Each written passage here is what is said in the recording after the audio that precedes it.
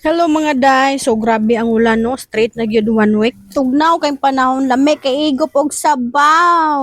Bisag tagituod ang baha day ni gawas jud ko kay aron mangita aning lutuonon.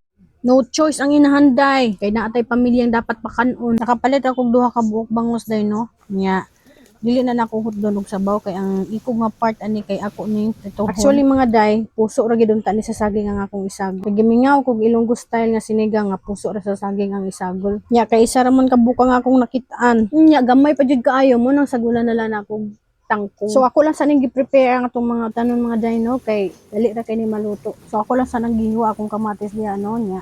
Naapod ko'y labanos diha ako lang po nang gislice o ginagmay and then ako po nang gibutangan og okra para naasad kay utan-utan. So napabukal ako og tubig diha day no nya akong giunag-lunod niya akong mga lamas na kamatis, bombay og tanglad. Nya ako lang nagiasinandahan diha day no.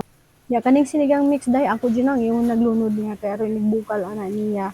Timplado na nananang sabaw sa ako ilunod ng mga sagol-sagol na ko. Then pagbukal ako nang giunag-lunod ang mga isda. And then ako na daw gisunod ang puso na ko diha day no. Ay mukabalaka ng puso day kay makaon pa na siya bisag itom na. Then ako na pong gilunod diha ang akong radish ug ang akong sili aron halang-halang siya gamay. And then ako na po nang gihagbong ako ang sibuyas dahon diha no ug ang ako ang tangkong. Ang tangkong mga dried dili na siya nalami kung imuha ng lataon so dapat half cook ra na siya. So luto na ang akong sinigang mga jay, kalami sa sabaw, mangaon na ta. Salamat sa pagtan-aw.